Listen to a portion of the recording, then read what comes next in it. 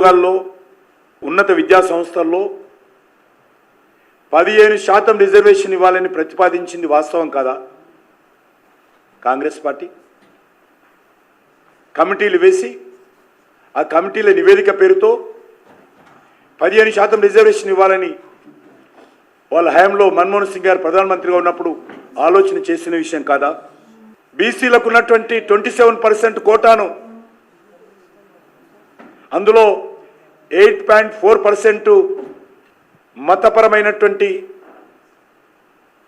మైనార్టీలకు ఇవ్వాలని నిర్ణయించిన విషయం వాస్తవం కాదా? అందుకే మనం చేస్తూ ఉన్నాను.